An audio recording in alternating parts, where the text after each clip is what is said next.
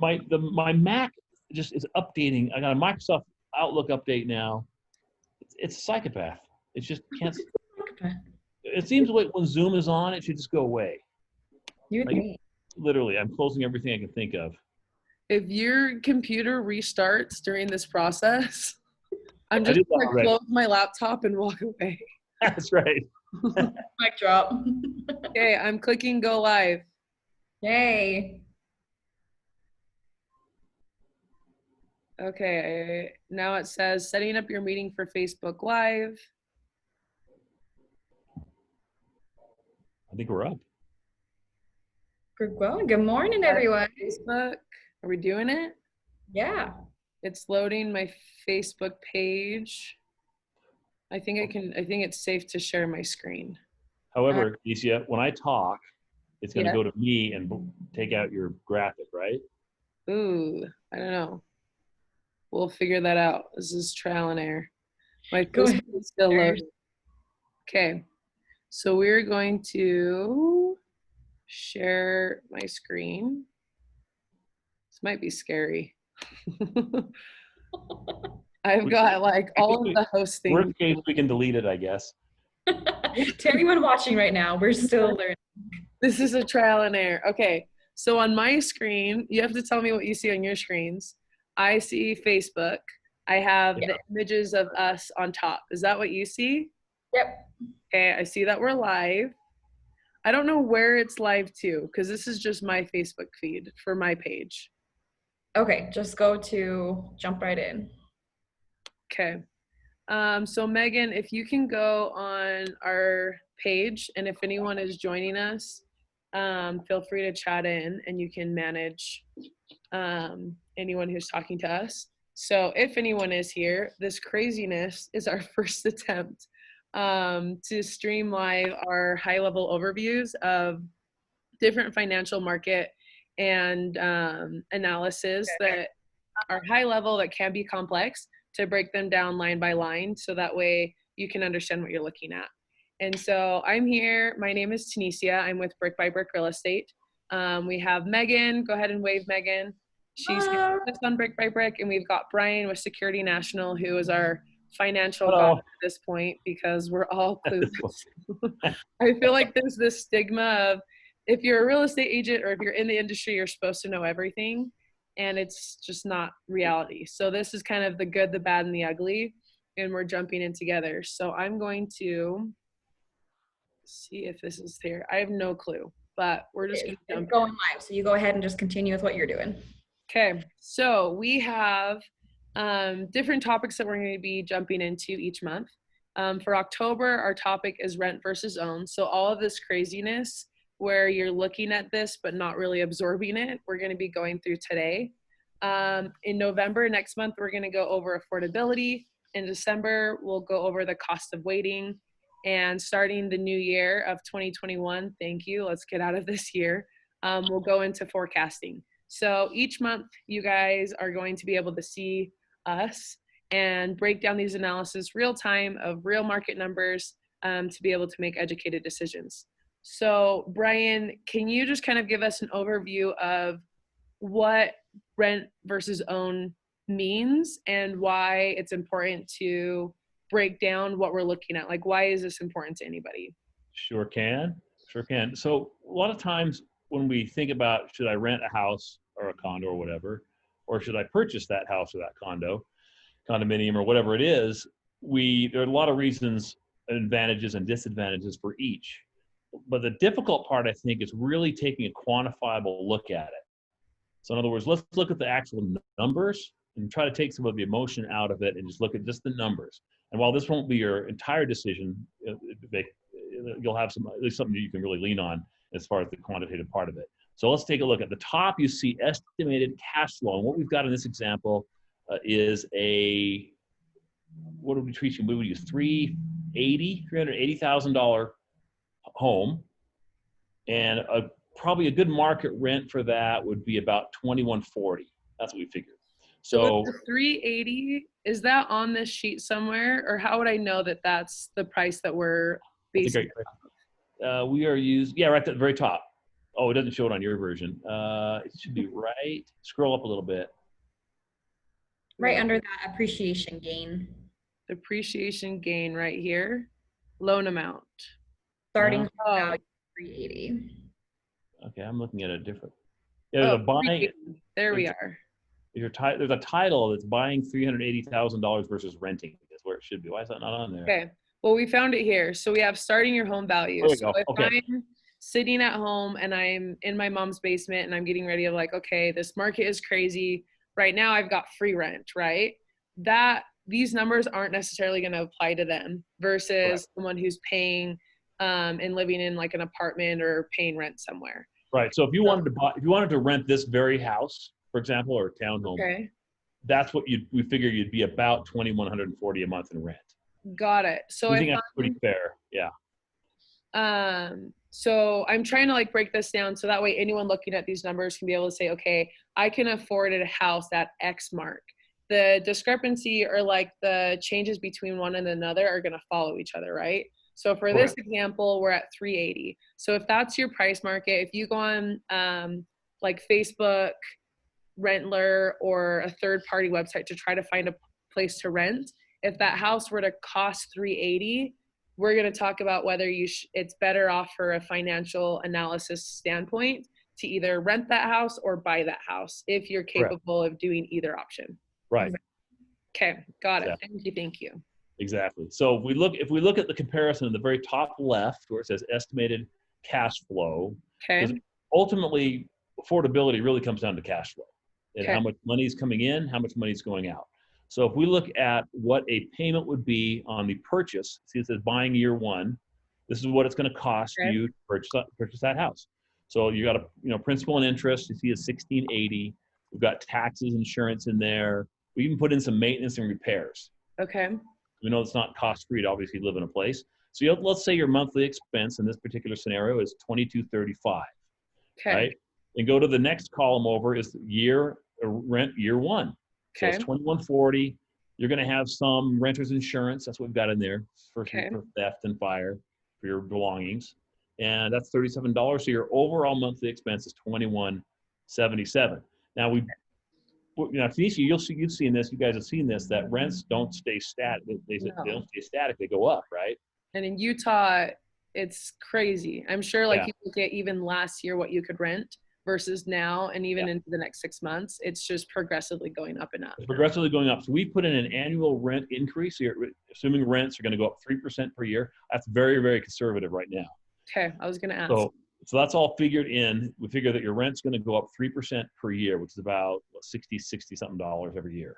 Okay. What the assumption is. So we took it out 5 years. And so we said, all right, what happens by the time year 5 comes around, your rent is $2,409 using that assumption. Mm-hmm. So if you take it, but let's quantify it. And what we're going to look at is, if you go down a little bit, you see appreciation gain. We're assuming kind of a reasonable forecast of 4% increase of value of your home. Okay. And by the way, we see those appreciation rates and rent rates are going to go up and down with each other. So if home values go up, of course, rents will go up. So appreciation gain, we feel, is going to be about $86,000, $86,644 over that 5-year period. And the amortization gain is what? What is amortization gain? Well, when you're making your payment every month, you're paying principal and interest. And the interest is an expense, and the principal that you pay towards your mortgage reduces what you owe every month. So over that period, you're going to have $45,755 is what you're going to owe less on your home.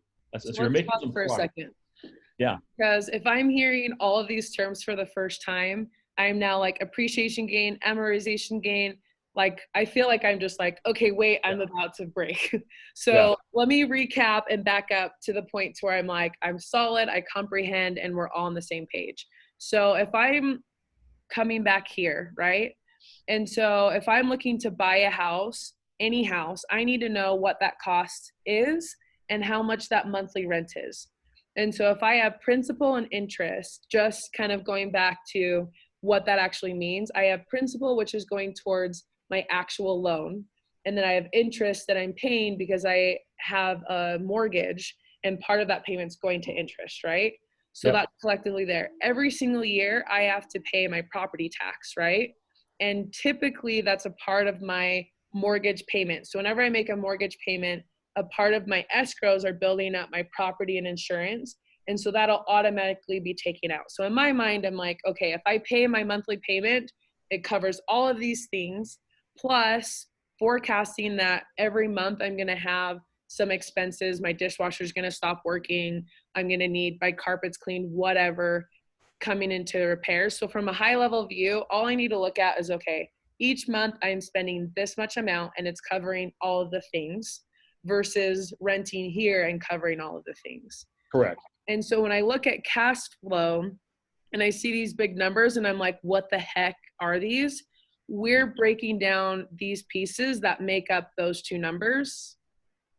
Is that what's going on? Or is this? Correct. We're breaking it down and we're projecting it out over time. Okay. So, because what will happen is when you look at a mortgage, your payment will never change, ever. The only thing that will change is essentially is going to be your taxes.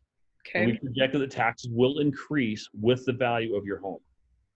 So that's all calculated in there in the background. So I don't have to be stressed. I'm like, you know what? There's magic voodoo happening behind this table that covers all the things that I need to consider that I just don't know about. And so in one scenario, you're in a boat where you own the house. And so as it appreciates or gains value, that's equity at a benefit to you. Whereas if you're renting, you don't own it and you don't get that value. So right off the bat, if I'm thinking, okay, this year for 2022, if I'm looking to rent only for that year, I'm probably in a better standpoint just looking at these two to rent. I'm saving maybe like $100, just rounding up, right? Right. But on the flip side, the following year, rent is going to go up. So if I come over here, I can see the difference, right, of that escalation. And so my goal is to buy. And if I'm looking at this appreciation of, okay, if my house, if I were to buy it today, goes up this amount, then in 5 years, am I going to even be able to buy this house, right? So I feel like we also have to be having those thoughts in the sense of, if I'm in the position to buy now, it might be cheaper for me to rent, but if my goal is to buy, how long can I like push back that? Does it make sense to push back? Because right now, if I'm thinking just numbers, I'm like, heck yeah, I should just rent for a year. But in a year from now, have things increased to where I just put myself in a worse situation. Right. And so talking about appreciation gain or the amortization gain will help me answer that question, right? Correct. Yeah, exactly. So you on buying a home there's an investment component to this. So you don't want to buy a house for a few months, planning on selling it and then moving on. That doesn't make a lot of sense. That's what renting is for. But the question, so that's a great point. We're going to compare just apples to apples. What is my monthly outflow to own? What is my monthly outflow to rent? Got it. Without no voodoo. No voodoo. There is magic things. There's some magic, but no voodoo. Okay, no voodoo. I will change my terminology. Yeah, only magic. Let's jump back into this appreciation gain and let's just spoon feed me, because I really want to be able to look at this and completely understand, because now I'm like, all right, I get this top. It's tuck it in my back pocket. I'm comprehending it. Let's do the same thing with appreciation gain. So tell me what this number is and why I care about what this box says. Okay, here's why you care. So we talked about the difference in monthly expense. Okay. Now the question is, where am I going to be 5 years from now? Okay. Owning, 5 years from now renting. So what's going to be the difference of my net worth? In other words, how much more value am I going to create by owning versus renting? So if I scroll down a little bit, and you'll see that net gain by buying a home, that $103,000, 103,475. So what that number means, two things happen. Number one, my home that I bought for $380,000 has appreciated, and now the home is worth, you see right there, it's right 466. See right above there a little bit, based on a 466 future value. So my home that I bought for 380 is now worth 466 under our assumption, right? So that's where you get the appreciation. So appreciation means a gain of the value of the home. So if you sold your home in 5 years for 466, that's how much, that 103,000 is how much you're ahead.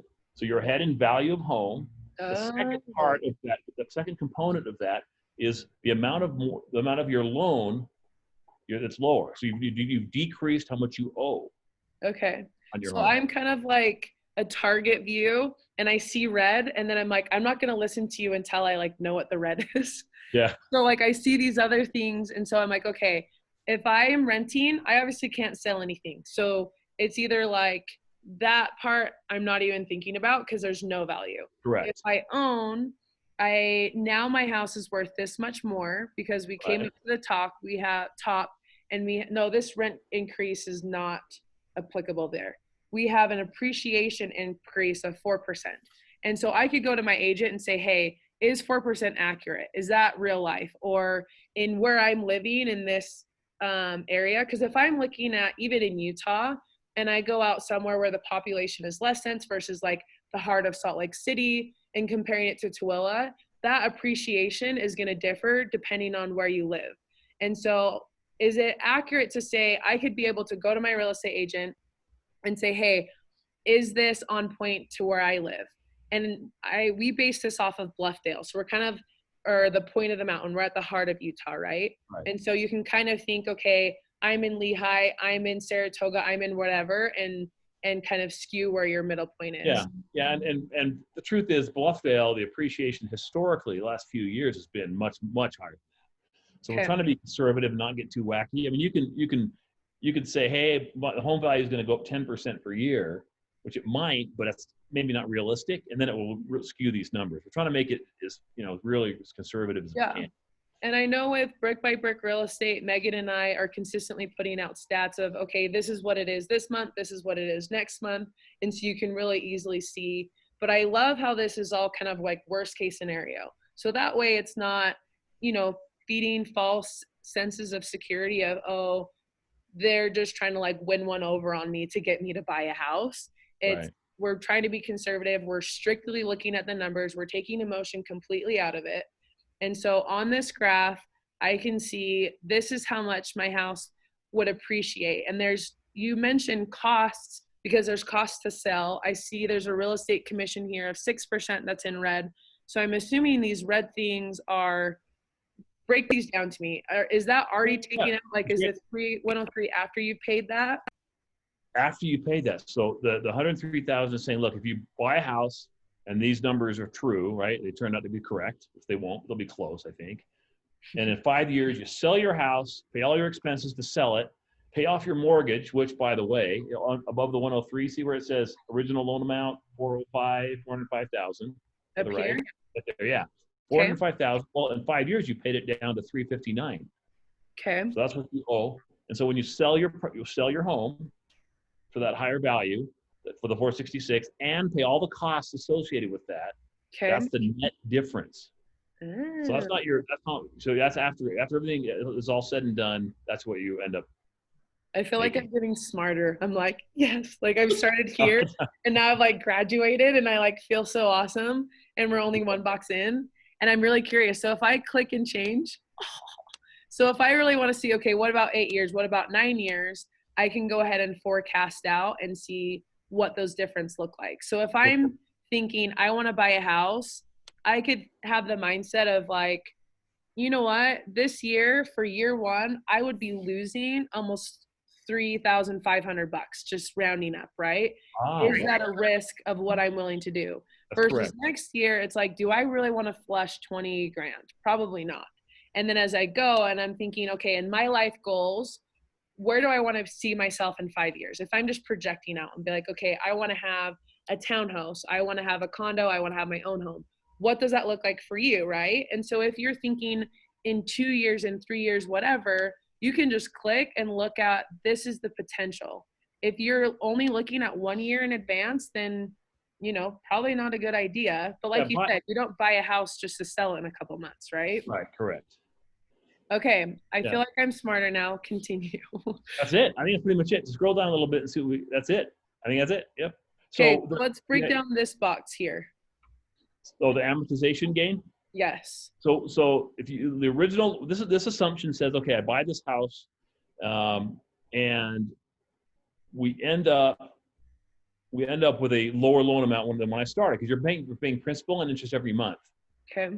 Um, So in 5 years, or let's go back to we 5. got the wrong loan amount on there. That's Or, impossible. It can't be 405. well, we also have our down payment, which we haven't talked about. Yeah, that's not right. Hold on. That can't be. Hold on a second. But you know what that means, guys? I'm ready. Do it, This Seth. scenario owning is even better, because I've got that inflated. I got the loan amount too high for some reason. I feel like there's gears going in the back of your head, and I'm just like blank. You don't want to see like, those. yeah. So recapping, I buy a house and it's valued at this amount. 5 years from now, my original loan amount was, how does that work? Is this what my loan amount would be in 5 years? Maybe I should go to year Yeah, one. go refresh it, and we'll get it changes things a little bit. I had the wrong now loan when I amount. do here, I'm at 360. So if I were to do a down payment, can I There we do go. one here? Can I pick at one? Oh, there we go. Yes, it doesn't change it much, but Okay. see, now we got the correct number. So it changes it a little bit, but not a lot, actually. So if you put 5% down when you purchase the home for 380, your original loan, you start out at 361,000. Got it. Okay. Then over 5 years, making your normal payment every month and not paying extra, just making your normal payment, your balance will be that 353. Okay. 353,000, or 320. I'm sorry, 320,000. And then you sell your home, pay all the costs associated with selling it, and after year 5, I'm making my version. Yours is too small. Oh, you need to click on year 5. 108,000. Yes, you're $108,000 ahead. Okay. So now that I am a freaking genius, I Yes. can start over and tell you what I'm looking at. So I'm thinking, am I going to buy or I'm going to sell? The price point of what this home is valued at is at 380. The appreciation, which means each year that every year your house appreciates or is worth more, and that's at 4%, which is conservative. You can talk to your local real estate agent and they'll be able to tell you what your appreciation percent should be. And we're forecasting over 5 years. So if I'm buying my house, this is my total monthly expenses. If I'm renting, that's here. Each year, my rent is going to increase 3%. And again, you can verify that percentage and we can change it. This is the interest rate today. So if I were to lock on a loan and go in, I can forecast and see each month or each year which one's the better option. Whenever I own a house, I now can take advantage of the appreciation because I can now capitalize on its value. And so in this scenario, I can see each year how much I would net after I would sell my house, after all the expenses, how much that would be worth to me. And it's calculating the cost to sell, the cash flow difference between renting and buying? Yes. Okay. Yeah. Uh-huh. And then make an educated decision. Am I and then so that kind of tells me, okay, this is my appreciation gain as I go through of how much my house has appreciated and the gain I will get if I sell it. And the amortization gain, I'll get quicker at saying that word someday, is every time I'm paying down my loan.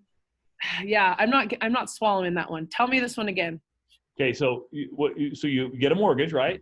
Yes. You buy a house for $380,000. You put 5% down. Yes. Particular scenario, your loan starts out at 361. Yes. 361,000. So you're going to make payments every month, right? And some of your payment goes to principal, which is some goes to your loan itself to pay the loan down. Another portion goes to the interest, right? Yes. So for every dollar you pay toward the principal to pay the loan down, just like a car loan, every month you owe less after you make your payment every month. Mm-hmm. 5 years, that's what you'll owe. So I get that. I guess what my brain is thinking, how am I gaining this number when I'm just spending the money? Like I'm just paying that. Like, that's not really like money I'm getting. Is it just money I'm not having to pay? No, it's money you're getting. So assuming we sell the house year 5, right? Okay, yes. Switching mentality. So think about when you're, hey, I'm selling my house. Your real estate agent you're working with is going to do a net sheet, or your loan guy, right? They're going to say, okay, Your house is now going to sell for 466. Here are the costs to sell, title, all that stuff, right? All these sales expenses. Okay. And they're going to say, okay, then we take that number, your net, and we're going to subtract from that what you owe. You got to pay your loan off, right? Yes. So you have to pay off your mortgage. And so by paying, then you pay off your mortgage, and whatever is remaining is cash. They give you a check after closing, and those are your net proceeds. That's what you made. Okay. Is that this number? No, that's part of that number. The other part of the number is the 86. 644. Remember, you bought your house for 380 and sold it for 466. Yes. 466,000. So those two numbers minus the expenses is the net gain, 108,000. Okay. Why? Explain amortization for me. Because if I'm having a hard time grasping this, I've got to, like, Megan, am I alone? Are you just like, come on, Tunisia, get it together. This is simple. I think you may just be overthinking it a little bit. So you're thinking like, this is putting money in my pocket because it's telling you that you're gaining. That's what I want to know, right? But that money's not going into your pocket until you sell your home. So a piece of the overall equation. Right. It's building equity in your home. As the value goes up and your loan amount goes down, both of those things make for a bigger net proceed once you sell the home. Okay. Because I know if I buy a house at closing, they give me an amortization. See how fast that was? Yes. I'm not going to try it again. They'll give me a printout that says like, okay, here's every single month when you make your payment, and that goes down. And I think, okay, if I make extra payments, I can jump down on that sheet and see, oh my gosh, I just cut off 3 years of my loan, right? And so in my mind, that is money saved because I'm cutting that time down, so I'm not having to pay it. So that's just saying, okay, in that moment of time when you sell your house, it's kind of like jumping down to that spot on that schedule and giving that number that's a part of the overall equation. Am I there? Am I getting it? Exactly right. Yeah, exactly. Yes. Right. Yeah. So the longer you any loan like a car loan, a mortgage, any loan, the longer you pay on it, the more payments you make, the less you owe. Got it. And so that's all that is. That's what the 40,000 is. So really, This is just like that snapshot in time of when I'm selling my home. This is all of the magic, not voodoo, all of the magic that is going into the numbers. And at the end of the day, if I'm thinking, if I want to be in a house in 5 years from now, or even like, yeah, let's just say 5 years from now, that's an extra $100,000 I'm going to be able to put in my pocket without even like working extra, right? If I'm renting and I go, okay, I'm going to keep renting and paying, and I can see, okay, in 5 years, this is my monthly expense, right? And so on that front, if I'm thinking in 5 years, how much can I make, right? I have my job, I have my expenses, I'm going to be paying this monthly amount the same as if I'm paying a mortgage, right? Right. And so if I'm paying that amount, it's how much money is left on the side. If that amount, if I can quantify it and reach 108 in 5 years, maybe renting is still a good option. If I can't, like I'm just thinking, man, if I can just have 108 by owning a house, that sounds pretty nice, right? Obviously, if I sell my house and buy a house, the market has gone up to where it's just going to roll in to where your affordability is going to be the same, right? But let's say I sell my house and go to renting, or I want an RV to go like tour the world, right? RV is like, COVID has introduced all these different lifestyles or ideas of pursuing life. It's kind of like, man, I could just pocket 100 G's and peace out, right? Yep. Yeah. You wouldn't have to do anything. They would just be like owning a house, right? Yeah, with wheels. Done. If you want to go and be homeless 5 years from now and buy a bus, we have a plan to buy a house today. Plan, yeah. And then you can, if you're living in a van, you can retire on 108, right? There are many shows where people actually do that. Yeah, there we go. Okay, so we have a question coming in from Christine on Facebook, and she's wondering if she has access to this kind of software, or is this something that we can run for her? No, we can absolutely. run it for her. Yeah. No, Christine, you're on your own. I'm kidding. Okay, so for her, like, we would ask, what kind of price range are you looking for in a home? And then from there, we would run these numbers and figure out this is how much this would cost you in your mortgage and interest payments monthly versus renting this very same home right now. Yes. Exactly. And so we would want to know, Christine, where do you want to live? Are you already living in that area? And figure out this price and then also these numbers. And also if you're ready to do it right now. Because if you're making this decision right now in this moment, this interest rate and these projections matter. If you're looking at, okay, you know what? I don't have 5% down right in this moment. What does that look like? Because Brian, I know we haven't talked about this, but there's a ton of first-time homebuyer programs where you can have 0 down.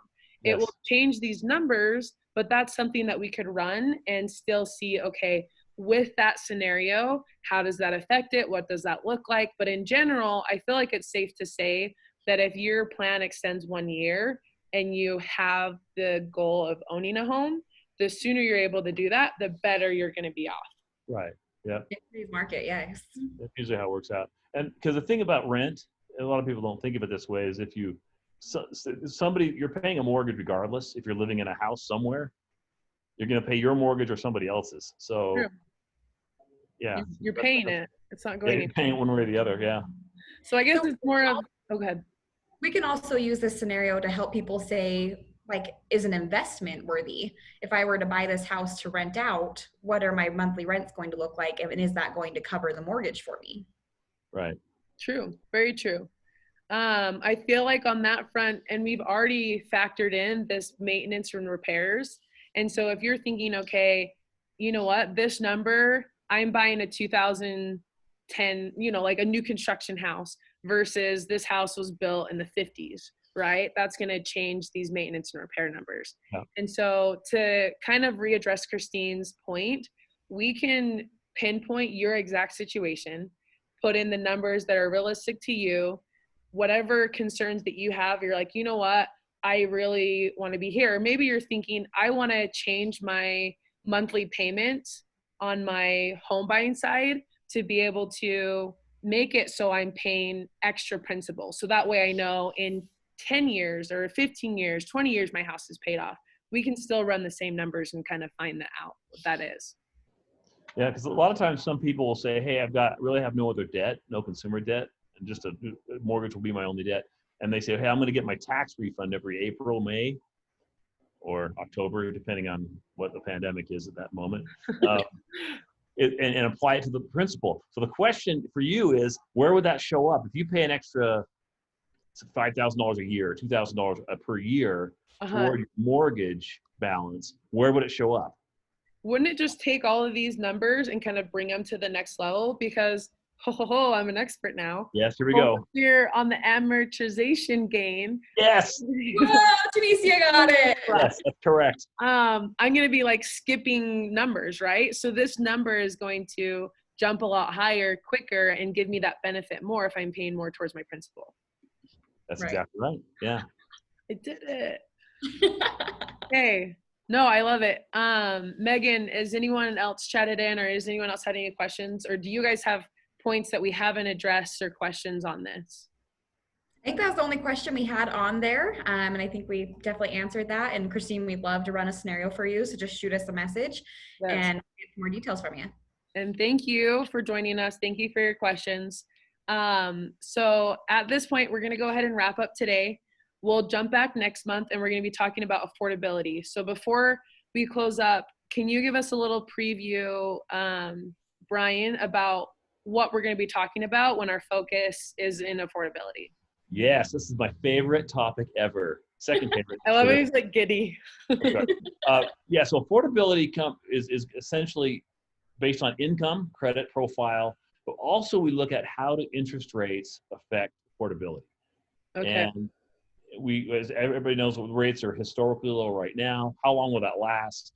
We have some really good ideas on that. Got it. Especially a month from now, we'll have even better ideas. But yeah, that's what we'll look at.